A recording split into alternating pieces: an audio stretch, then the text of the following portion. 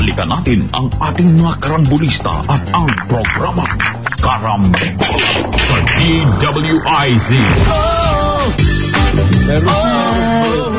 Babalikan Karambola kasama pa din si Impilan Conrad Banal, Jonathan De La Cruz, Joel Lacsamana. Ako po si Trixie Cruz Angeles. Whoa!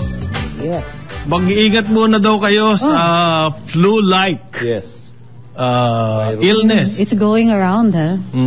At, everywhere. lumalala daw po. Lumalala. Sa panahong ganitong medyo malamig, damp, ang hangin. Ngayon, meron shear line at nag-uulan. Ay, grabe ang baha sa Samar, ha? Ang daming nag-evacuate na tao. Walang bagyo. Pero ang lakas ng ulan. Yan daw po yung low pressure area, tapos shear line, kaya umuulan ng ganyan. So, ano ang mga advice ng mga doktor dyan? Gusto daw nila start wearing mask again. Yeah, I understand. Tapos yung vaccination. Vaccination. Meron pa vaccines, di ba? Marami pa tayong naiwan na vaccines. Sa Flu vaccine. Oo. Kung meron kayong dapat pagkakataon, yearly yan. Kung may pagkakataon ho kayo magpa-vaccine kayo. Yes, maganda please. yun. Ito naman kapatid ko, nag-text siya. Pwede pala ito. Diversidad ng Pilipinas. Yan. Ay, UP Lasal. Mamaya, 6 p.m. first round. First round. Ngayon po, pipirmahan na raw agad-agad bago po papunta kasi ng Japan ang presidente. Pero tapos na yung budget sa Senado. Yes. Ano ba yan? Meron pa bang ano yan? BICAM. Yes. Always pag budget. Depende na yan. They have to take a look at the disagreeing provisions. Pero yung confidential fund, wala na yun. It depends. It depends. Titingnan, you have to take a look at it, line by line. Ayun. Kasi po, noong panahon ng the Duterte administration, maraming na line veto sa budget. Lalo na yung hidden merienda. Yung mga hidden merienda dyan sa budget. Pupunta ng Japan kasi ang presidente, at bago daw magpunta ng Japan, gusto niya mapirmahan niya yung budget proposal, yung GAA. Japan at saka Dubai ganun ba? Yeah. Kasi merong climate. December 16 to 18 yan, Japan Friendship and Cooperation Summit. So gusto ng presidente, gusto niya maaga niya makuha yung budget para ma-review. Yes. Because of that, what I said, yung mga line veto, meron ganyan. Halimbawa, bakit naman 230 billion flood control projects? Mga ganon. Hindi natin alam. O yung mga because of climate change. Naman, you need yan. You need to travel because of climate change. Para makakontribute tayo ng jet emissions into the atmosphere at madaliin natin yung climate change. In addition to that, ang nila Secretary Bunoan, you have to maintain those that are already in place. Kasi hindi lang naman budget for construction ito. You have to maintain kasi kung nandoon na yun, na workout mo na, nagtrabaho na at lahat. Over the years, hindi lang naman. Papabayaan mo ba? Sisira? Ngayon, kung papabayaan mo yun, di talagang ka na. Yung ganong klase. Ano na raw ngayon? Kausap ko bispo, contractor. Okay. Iba na raw standards ngayon. Iba 15% advance. Okay. Hindi yung, halimbawa, nagko-construct ka. As you get paid, saka ka magbibigay ng pangkiskis. Merienda. Pang merienda. Ngayon, na raw, 15% advance. So, out of the pocket of the contractor na yun, petmalu na nga raw ngayon, petmalu. And wala kang choice kung ikaw ang contractor. Kasi nakuha mo na yung contract na yan. Kapag ginayaman mo yan, breach ka. Blacklisted ka pa. Yan. So, he confessed to me, swerte na raw yung 60% ng budget. mapunta talaga doon sa project. Kasi you have to take care of mayor. You have to take care of governor, of the district engineer. You have to take care of the chief of police. Marami pa yan eh. Maswerte na raw kung 60% noon. That goes for most of the infrastructure projects. Really? Whether it is a school building. Ganon? Lahat. Across the board yan. Of course, pagdating sa mga mas mabili, mas maano yung mga asphalting, siyempre mas maano yun, mas magaang. Mas magaan na trabaho yun. Mas malaki ang ano doon. Mas malaki ang iskisan doon. Yung sa school building kasi, meron kang, you have to prove Hindi ka naman pwede maglagay school building. Kailangan may makitang structure. Correct. So, mas mahirap dayain yun. Mas mahirap dayain yun. Kasi may mga standards, building standards. Kaya nakokontrol. Yung flood control, unless it is maintenance at it is just new, maraming paraan yan. Flood control, yung dredging workout, patapos yung rock netting, road opening, pare. Road opening? Yan ang mas mabilis. Anong road opening? Earth moving lang yan. Hindi, ang gagawin, halimbawa, you are now going to connect. Okay. The other or one province to the other road opening. Okay. Ano yun? Multi-year yan. Pati. Ayun. Multi-year. Tapos, hindi pa natatapos yan. Hindi pa natatapos Yun yung pre-construction work. Parang ito. Ano mo ba yan? Lilinisin mo ba yan? 3 taon nang may income. Pero gusto ng presidente kasi, parang pre-peace yung infrastructure nyo, ilagay nyo na lang sa agriculture. Oo nga eh. Infrastructure budget nyo. Merong ano yan. Paano yan? Farm to mansion yan. Farm to man. O kaya, yung pwedeng pwedeng ano yun pwedeng yun ang magiging rason mo We are connecting the agricultural zones. Sir. So the subdivisions. Urban farming, anong nangyari? Yung urban farming, si Dar lang yun. Si Dar. Because he has failed miserably. Diyan talagang agriculture. Kaya William Dar. Yan tinutulak niya. Yan ang tinutulak niya Kulang daw tayo sa gulay. Kaya mag-urban farming.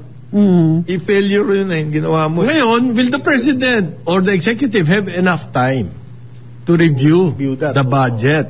Okay? Kasi isang buwan na lang ho. Diyan ang sinasabi natin nagagahol sa oras Hindi, kasi pinagtalunan ng husto yung confidential fund Ang ano dyan, i-compare mo ngayon yung sinabit mo, meaning the NEP. That is the original budget from the executive branch. I-compare mo yan ngayon, line by line, dun sa mga nailabas na ng Congress. Doon ka ngayon mag-uumpisa ng line by line. Medyo matagal yan. Well, kung tatagalin nila dyan sa BICAM, medyo tatagal talaga yan. Kasi may nangyayari rin naman na isang araw lang nag-BICAM na sila, tapos na meron ganon? Meron ganon.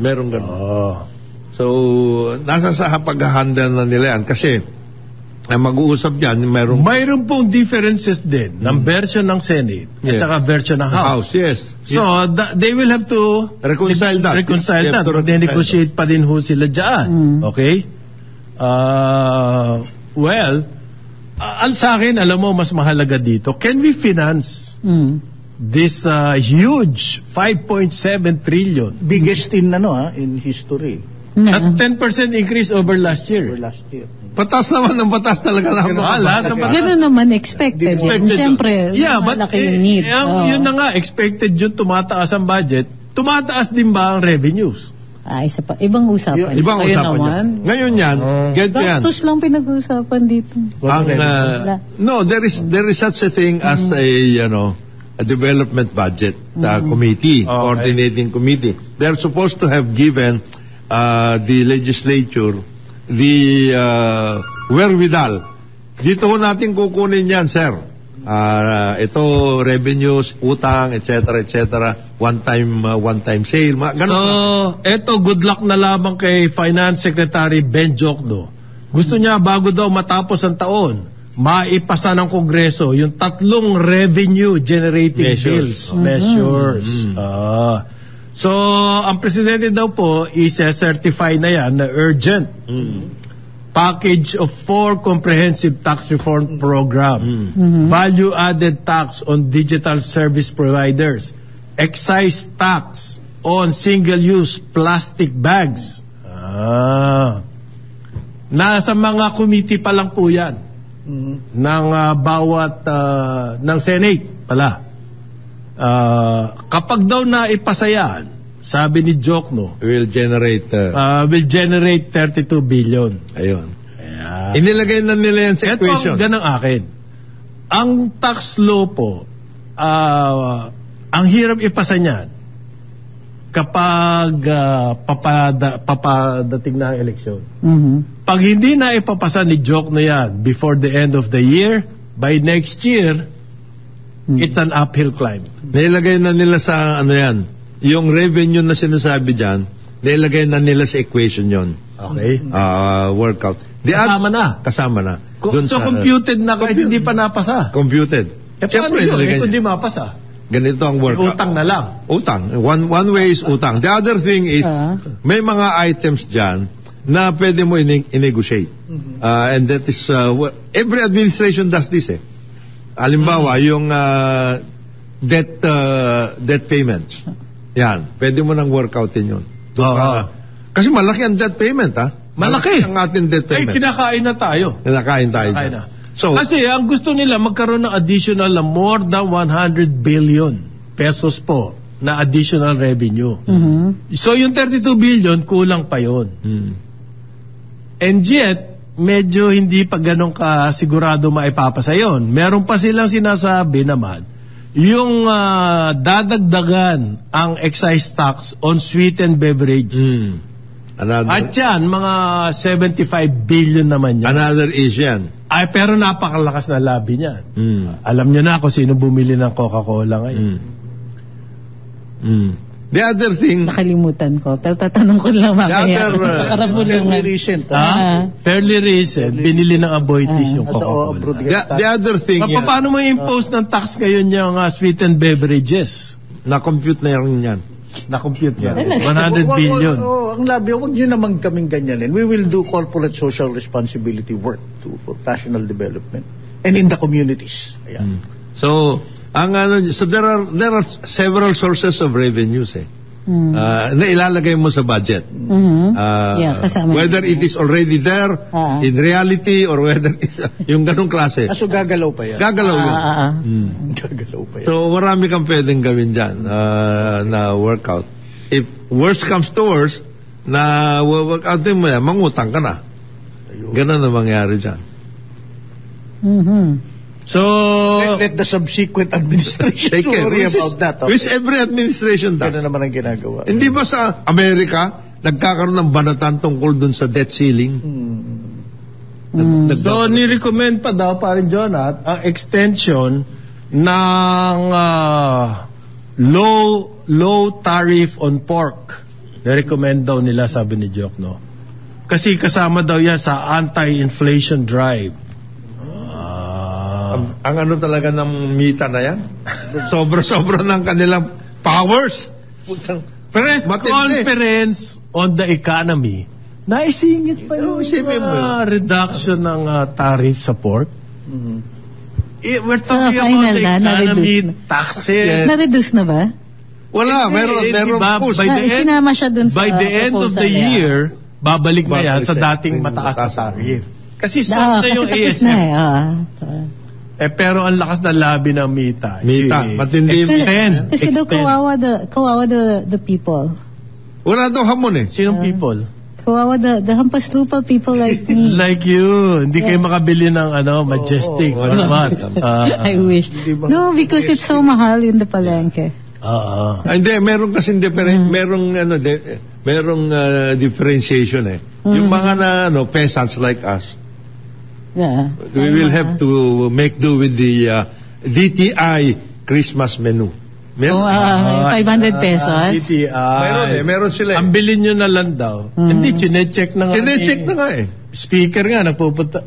Meron ng bagong... Dinig ko, nagpunta sa palengke, tumingin ng itlog. Sino? Si Speaker. Si Mar Romualdez. Ano mali pa? Martin Rojas.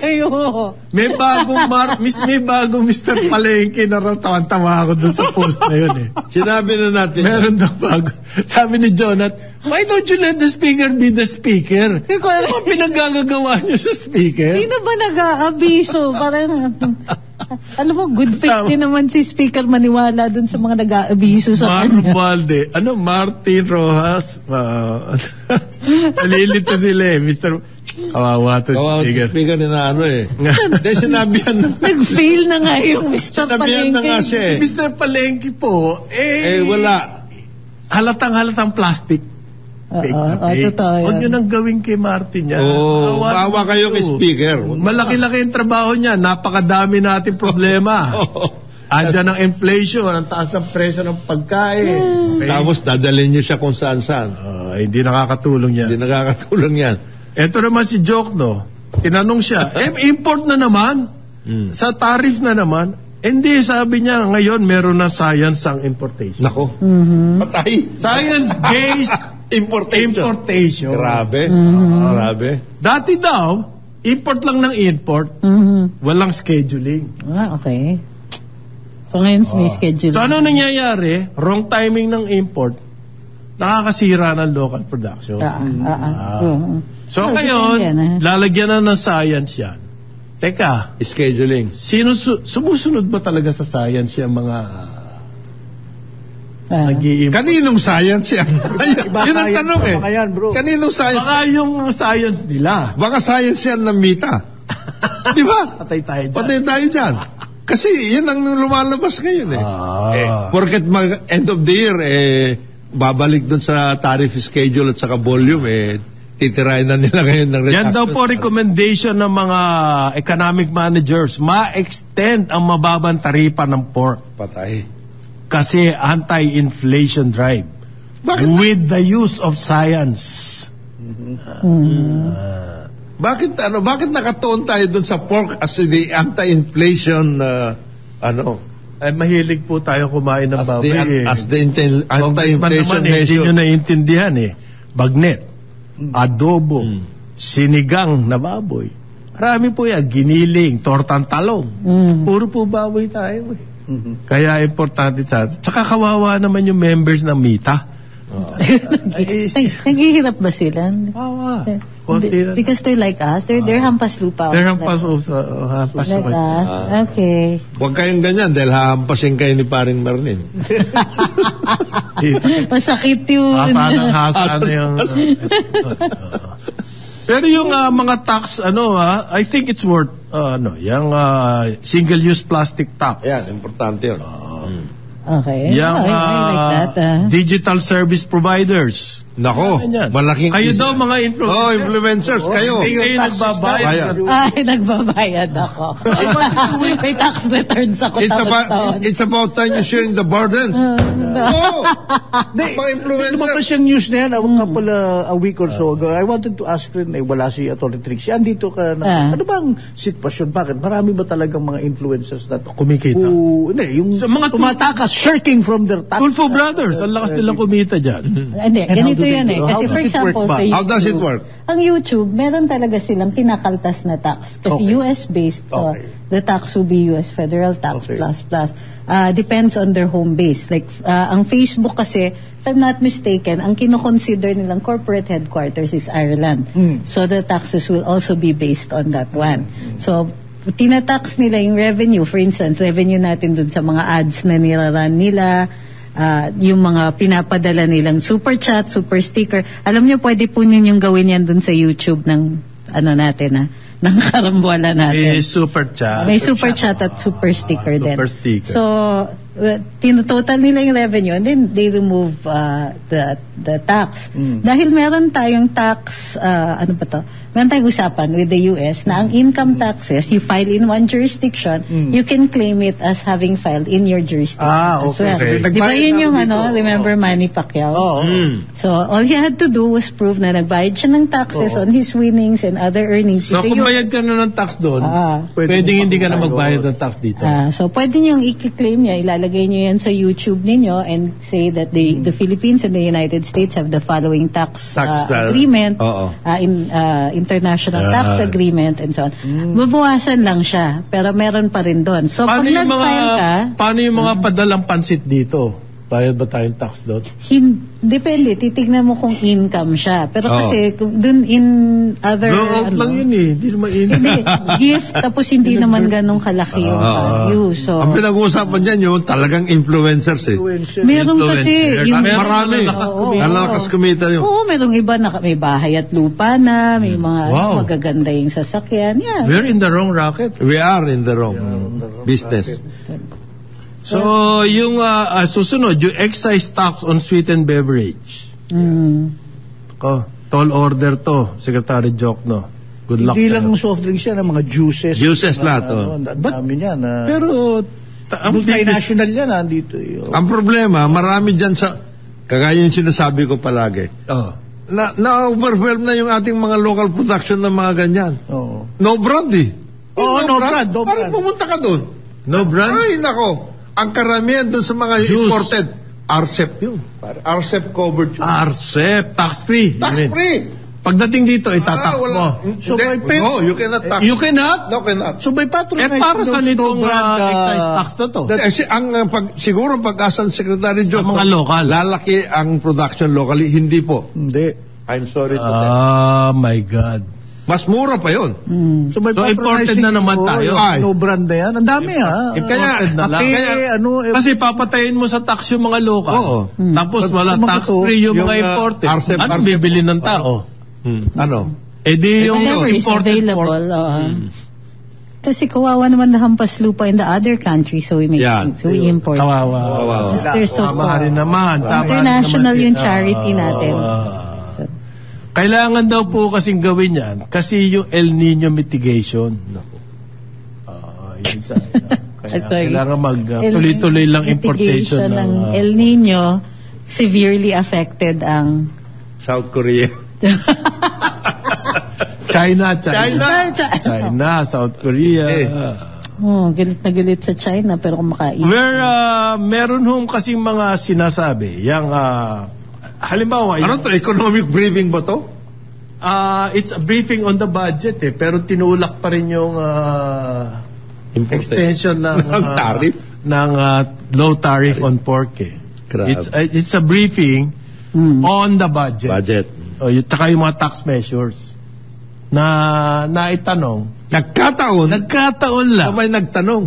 Na-discuss pa yung pork. Grabe. What a coincidence. Very much. What a coincidence. Parang yung kay Dilima. Yung nagsimba sa EDSA shrine. 6 na pare, isang bishop, at saka isang lay minister. Nasa altar siya, nakaluhod sa altar, pinray over siya. Nagkataon, may photographer at nakunan. Na-headline ngayon. Front page at may byline. Hindi lang nakasakay yung photographer na yan dahil matraffic sa EDSA. Kaya so, pumasok muna sa shrine. Yun nga yung sinabi ko hindi naniniwala, skeptical ng dalawa Hindi, talagang nagsisimba yun. Nagkataon na yung pagsimba niya na oras. Yun yung nandun si Laila de Lima. Nagsisimba talaga yun. Oo. Nung nakaluhod naman, doon sa may, di ba yung lumang simbahan, may parang rail? Doon ka magkukommunion dati.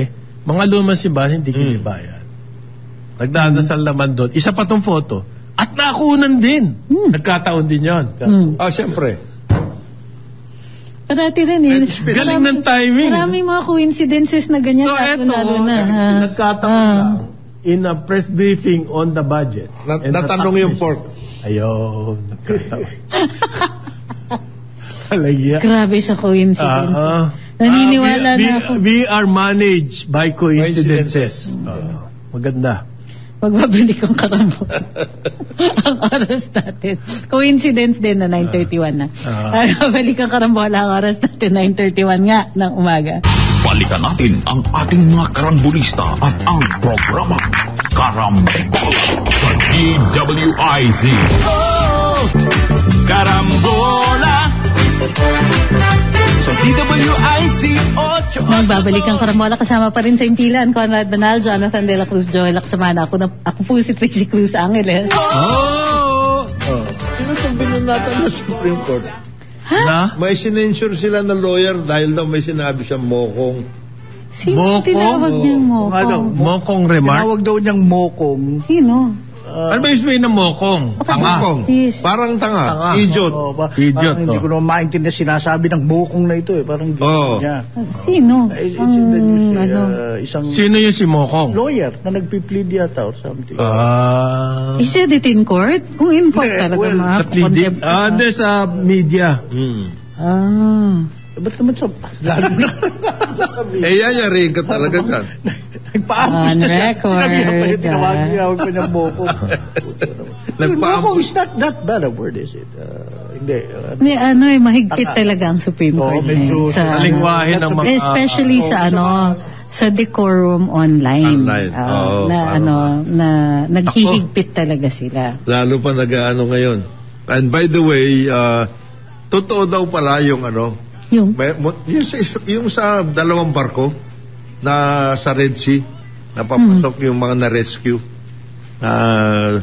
Kasi dati sinasabi fake news yun Dalawang barko. Yung yung di ba yung inano ng Houthi. Yung mga hostage na Filipino hostages. Naayos na rin yata. Ganon. Wala pa tayong balita dyan. Pero yung exchange of hostages, medyo nangyayari naman doon. Kanina tinatanong ni parin Joel sa akin, ano bang kakahinatnan dito? Kasi Israel. Gusto nila talagang na nila itong definitely for Israel, the Israel government, admin ni Netanyahu and a lot of other citizens there. Tapusin na natin ito dahil it just keeps coming back. Tinitira tayo nitong mga to And Hamas, it's quite obvious, this is a delaying tactic. Ang akin lang, for what purpose? Bakit pa nila ginawa yung attack kasama sa strategy to since day one, yung attack noong October? Titirahin talaga. Na magsisispa, tapos mag-ano tayo. They will call for ceasefire. Once na babanatan sila at lahat. Yan ang workout. Talagang endgame nito, guluhin natin sila ng guluhin. That's the nature of terrorism, diba? That's why designated. They took the hostages because somewhere down the road we will go for a ceasefire. We will call for a ceasefire. At ito namang isa nag-exchange ka ng political under pressure na yun. Super. States nandun States na Kahit obvious naman yung Qatar pang 17 Filipino crew members ang hostage dito. Well, ang sabi ko nga, yung Yemen, yung Houthi is in control of the capital. Pero yung recognized na government ng international community is in exile. So how do you negotiate with these Houthis? Wala, no way. Lahat ng embassies ng mga bayan nagsara na dyan. Ano yung kanilang capital, pare? Mahirap i-pronounce? Sana. Yung pala, may additional na yun. Houthis, rebels, kung tawagin rebels, but they are in control of the capital. So how do you negotiate? Hindi sila government. There's none. You don't. How do you do that? You don't, Una-una, you don't negotiate with terrorists. Okay. Kaya pepersahin nila yan. Eto naman, yung House Committee on Franchises daw, legislative franchises, iimbestigahan itong Sunshine Media Network International, SMNI. Iimbestigahan dahil daw po sa fake news. Yang SMNI is that the media outfit of Kibuloy? Yes. Pastor Kibuloy. Apollo Kibuloy. Founded po yan ni Apollo Kibuloy.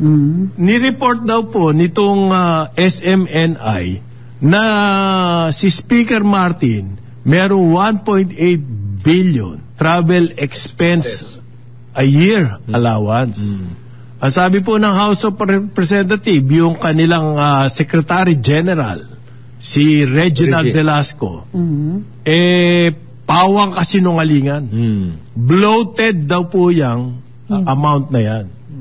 Okay. But he did not say the actual amount. Basta bloated yung 1.8 billion. Yan kasi ni-report ng SMNI. Actually, ito pong talagang media war. War in media between the Duterte camp and Speaker. Martin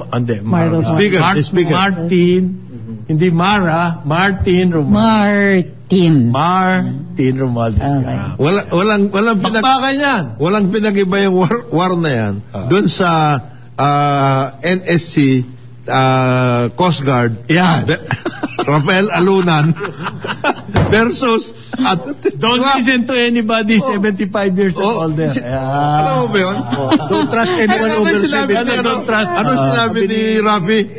Don't trust anyone over 70. Kaya si President Xi Jinping, wag na itatrust yan. At si Putin. Si Biden si Biden mas matanda dito sa dalawang. Parang lumalabas it's all entertainment in media. Yes.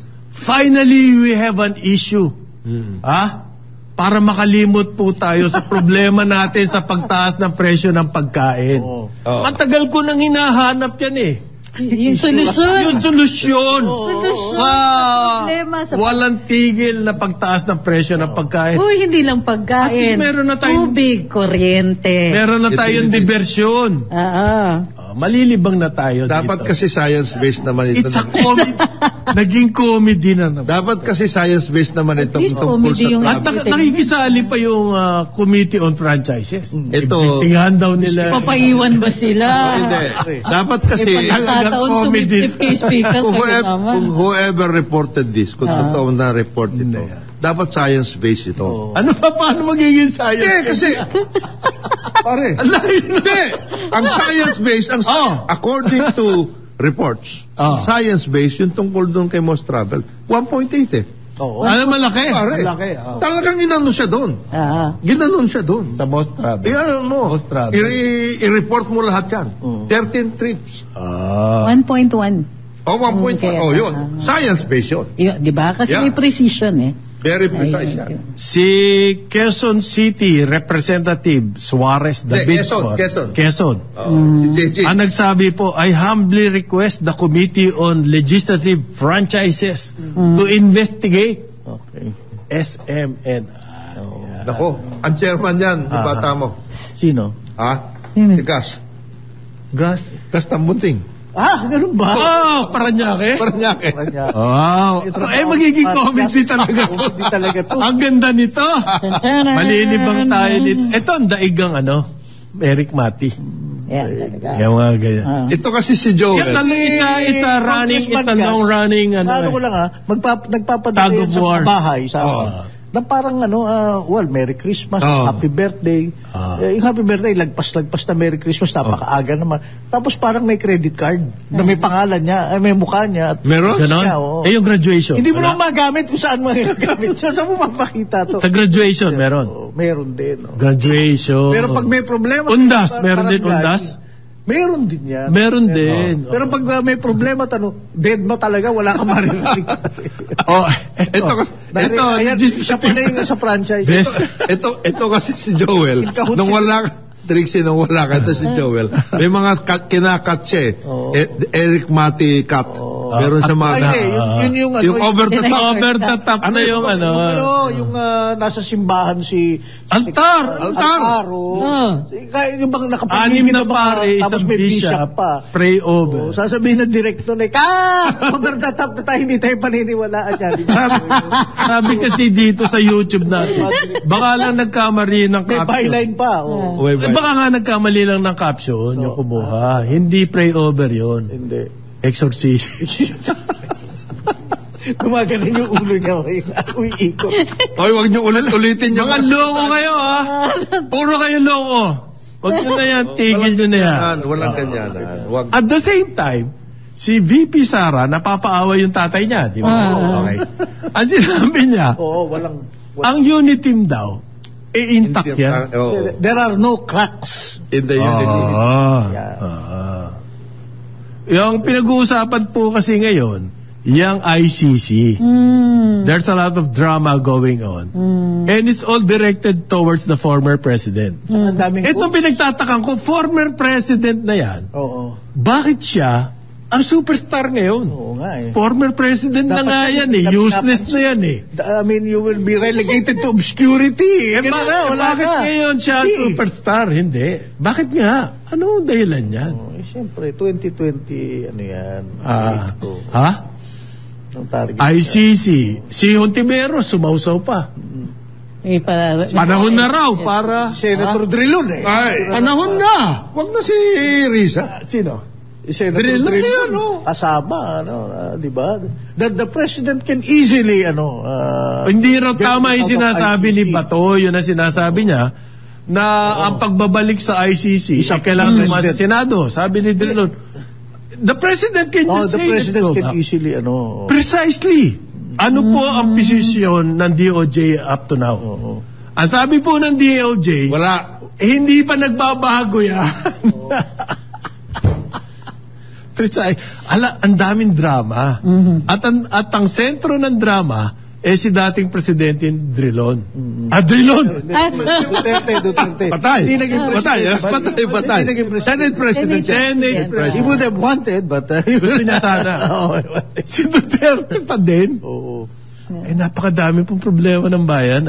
Hindi, si President Duterte kasi talagang good copy yan. Good good copy. And either one, Inday or good copy. Or FPRD. He will always be good copy. At saka banggitin mo yan, may bebenta si President Duterte siya rin. Hindi, kayo galing sa ganun din eh. Magaling si Presidente Duterte sa ganyan.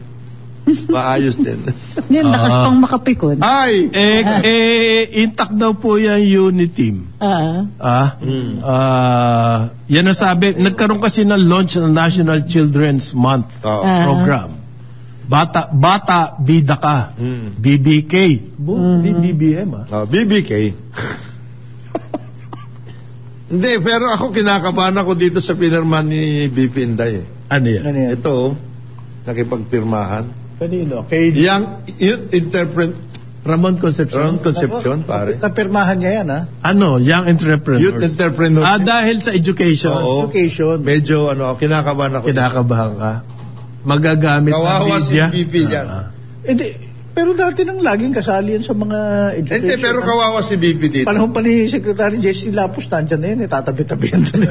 Hindi nga. Lagi nakadikit yan. Kawawa nga ang sinasabi ko lang, kawawa si BP dito. Magiging poster. Gagamitin siya. Effective yung entrepreneurship ito, tumulong kayo. Yung mga CSR ninyo. May mga ilang full page ad. Yun lang ang mahilig niya. Naka-full page ad na CSR niya, I'm sure.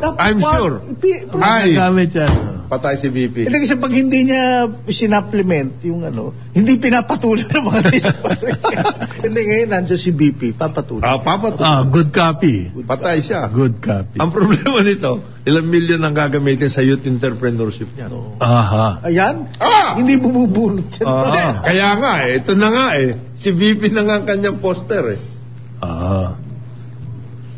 ngayon, napag-alaman na raw po ng Department of Justice kung bakit crowded ang ating mga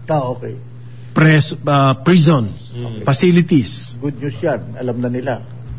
Dahil daw po walang perang pang-bail. Partly. Malaking bagay. Malaking bagay daw po. Yung bail. Baka naman napakataas ng bail. Hindi. Yung mga iba talagang walang pang-bail. Pero bibili ka lang ng bond. Pero yung bond, meron pa rin presyo yun. Oo. Ang problema dyan, sa kakukuha ng pera, pang-bail. So, samantalang libre tibog doon sa jail. Pwede ka pa mag-open. Although, malaking nakakaltas. Yung sa meal budget nila. Malagkit kasi, dumidikit. May pandikit. Kaya yung mga, kagaya niyan, traffic violation, detain ka. Kailangan mag-bail ka. Yung mga ganong klase. So, pag-uusapan daw po yan, doon sa, kasi yung Supreme Court, nag-initiate ng summit. Si Chief Justice. Si Chief Justice, Alex Gesmundo. Na bakit sobrang crowded ng jail. We have to find solutions. Tama yan. So magkaroon ng summit. So pag-uusapan daw po yan, ano decongest? Decongest. Isang issue dyan yung bail. Yes. Wow. So it's really a function of the economic Marami dyan kasi matagal na past their sentences. Nandoon pa rin. Isa pa yan. Isa pa yan.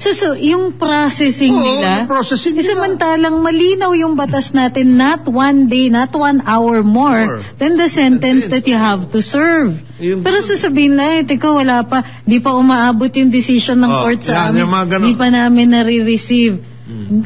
Sa panahon ng internet at email, sasabihin nyo pa talaga yan?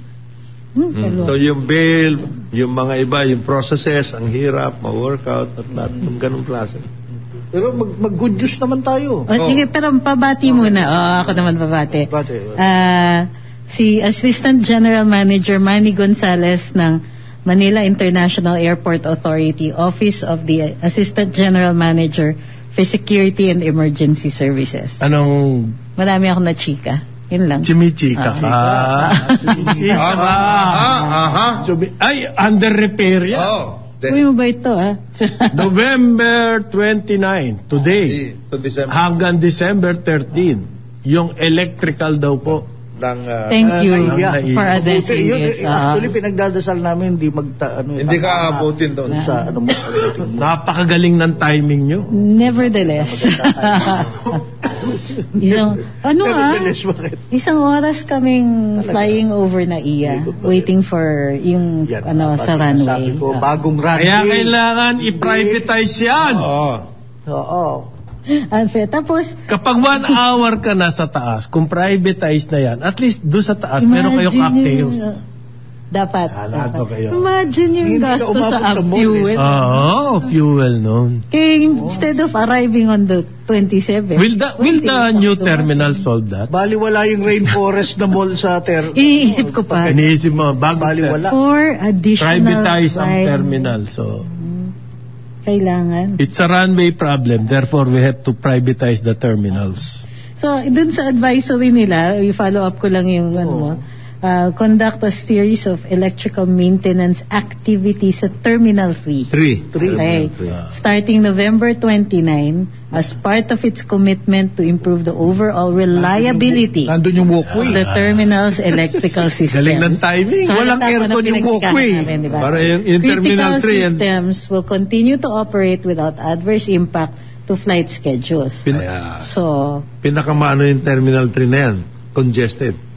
Kasi nandyan lahat yung mga domestic. Karamihan. Plus may additional na international na ilan. Mas maano dyan. Mabigat yan. Ganon? Sabi ng tourism okay na daw tayo. Yun na nga good news. Okay na raw tayo. Ano pa nirereklamo nyo sa airport? 4.8 million international visitor arrivals even before the end of the year. Na-exceed na yung target? For the whole year? 4.8.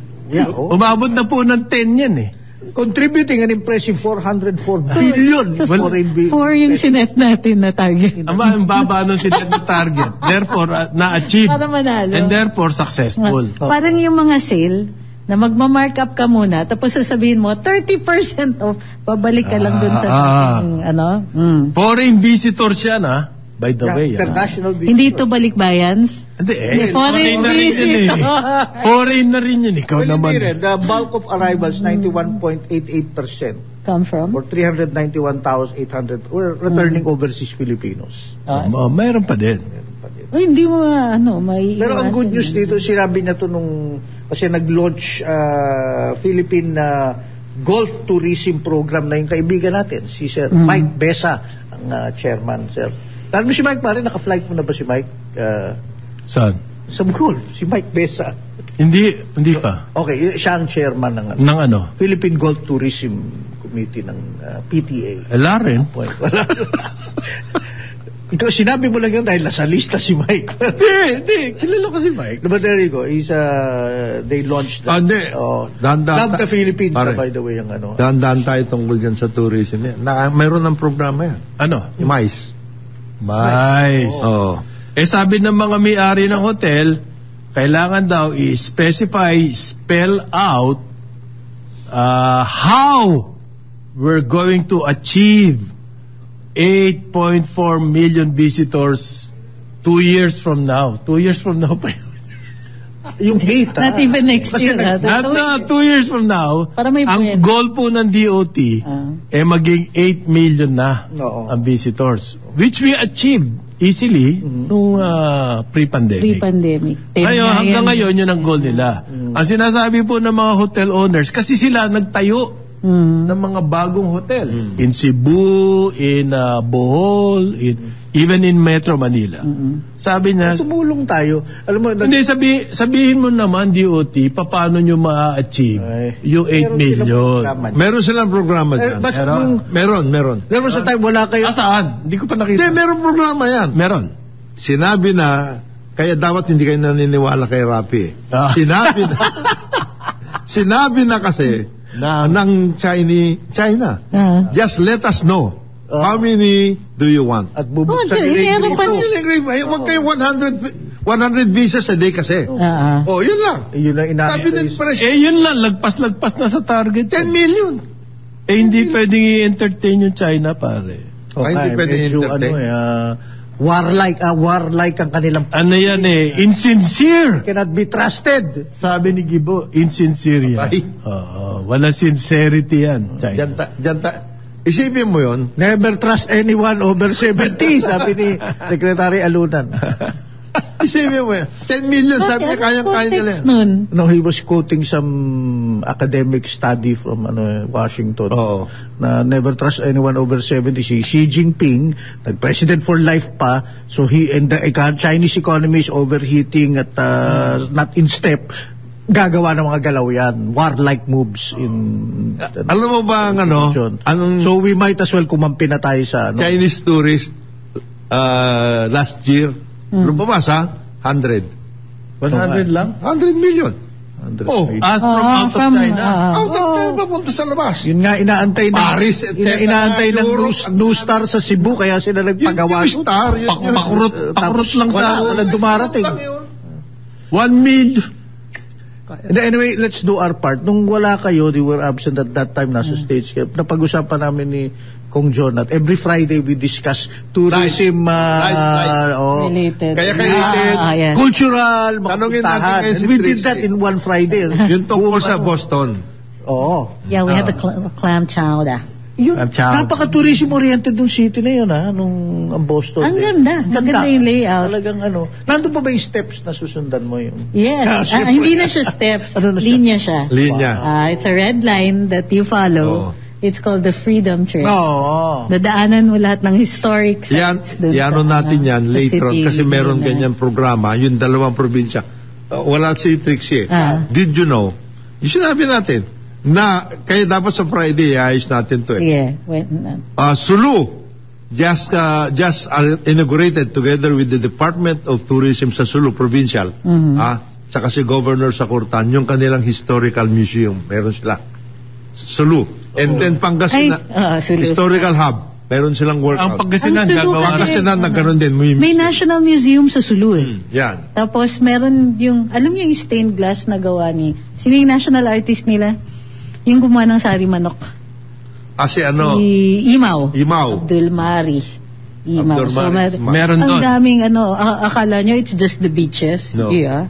Meron silang historical hub. Art, history, punta ka ng Buddaho, at marami masyadong to enumerate. Sige sa Friday. Pag-usapan natin yan. Okay. Ang ASEAN region po lang. ASEAN pa lang. Every year mahigit 140 million. Wow. Ang tourist arrivals niya. Kumurot naman tayo. Yung sa atin, 4 million. Tuwan-tuwa na tayo. We achieved our target. 4 million. That's only 2 times more than what Joe Aspiras achieved in the 70s. 140 million ng ASEAN. Tayo merong 4 million at we are celebrating like anything. Handing out awards left and right. Huwag kang ganyan. Secretary Plasco, give up the good work. Wala. Give up the good work. Universidad ng Pilipinas. Maraming salamat sa pagsubaybay sa karambolan nitong araw na tayo. Tabayanan susunod na programa, Ronda Pilipinas with award-winning Dennis Antenor Jr. It's 26 days before Christmas. Ako po si Pixie Cruz Angeles. Karambola. Sumayin niyo ang programang Karambola sa DWIZ. Hanggang sa muli, tayo'y magbabalik upang ihatid ang pagtalakay sa iba't ibang mga issue. Dito pa rin sa programang Karambola sa DWIZ.